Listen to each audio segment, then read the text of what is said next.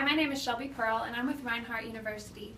And the theory that I'm going to be talking about with you is flow, that was developed in the mid to late 20th century by Mihaly Csikszentmihalyi.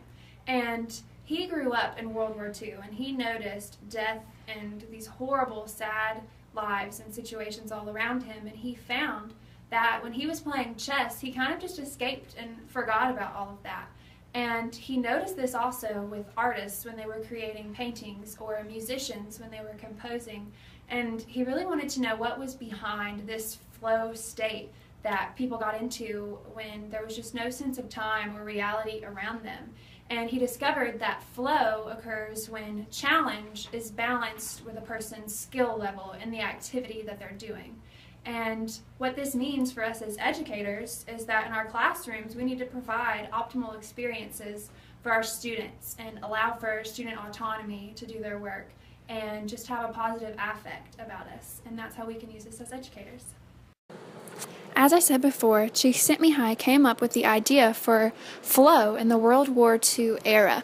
And he was amazed at the difference between those who could survive and live well after the war or during the war, and those who just could not get past their grief. And he wanted to know what contributes to our happiness. And he says that a person can make themselves happy or miserable regardless of what's going on outside in their surroundings. And it's all about control, or how they're not passive and how they take control of their life. And he says it's about knowing versus doing. It's not enough to know how to do this. We have to train our bodies and our minds to do this, and we have to practice this kind of control with our minds and with our skills. And he believed that happiness comes from within oneself. And when he studied this idea, he wanted to know how people could escape from the real world and enter into this flow state that he noticed in artists, musicians, and athletes. And he noticed that when a person is in this flow state, there's no worry of failure, and distractions are excluded from your consciousness, and you just focus on the activity that you're in. And you have high skill and high challenge in that activity, and you are in control of that situation when you are in a flow state. I have a visual for you guys to remember what it is when a person is in flow. So it's when high challenge is balanced with high skill level.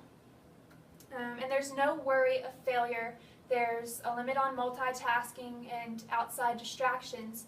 And actually, if a person is really in flow, the distractions should be excluded from their consciousness anyway.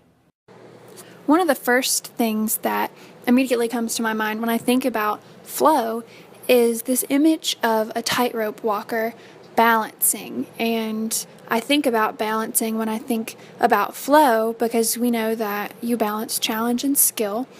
It also involves so much focus, and it would be very hard for most of us, but with a ton of practice, a tightrope walker is able to do this activity and engage in this activity.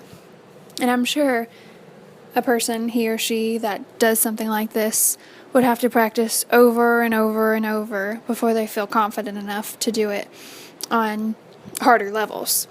Another person I think about is Stephen Wiltshire, and he is able to do a flyover of a city just one time and then spend the next several days with a canvas and completely reconstruct this city from memory in a drawing. And I think that would be hard for a lot of us to do, but he is very, very skilled and able to rise up to meet this challenge.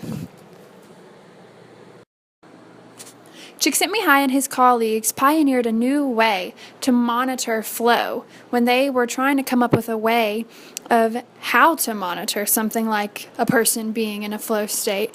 And the system that they came up with was the experience sampling method. The experience sampling method is when you have a beeper, and it randomly alerts you throughout the day, and it will ask you where you are, what you're doing, and how you feel about that activity. And the beeper would take those responses and test certain activities that you were doing where you might have been experiencing flow, and certain activities that you were doing where you might have been bored and not in flow. And he used that information to determine what it takes to be in a flow state. The paradigm that is most closely associated with flow is humanism, because it involves intrinsic capacities and intrinsic motivation, and also personalization of activities and meaningful activities.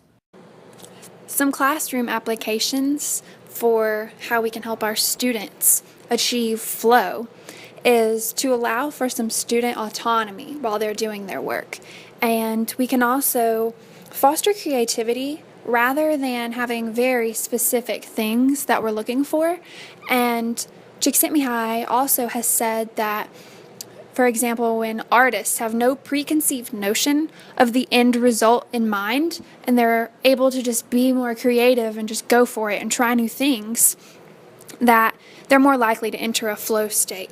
Also, we can provide immediate feedback, and we can allow students to set their own goals, and the key part of that is allowing them time to achieve these goals independently on their own. And Csikszentmihalyi has also told us that the creative person discovers the problem, whereas most of us just solve problems. So it's okay to give your students time to be creative and to allow them to discover these problems and stumble across new things, because the things that they're really interested in, they're more likely to enter a flow state when they're studying them. And when they're practicing skills, it's okay for them to over-practice, because then they become confident in those skills and they're more likely to enter a flow state. One way that we can help our students enter flow is also by providing optimal experiences. And optimal experiences occur when you combine action, awareness, and concentration with no sense of time passing. You just forget the world around you. But this is not a relaxed time. It is not to be confused just because there's no sense of time passing. The mind and the body are completely at use and being put to the test here.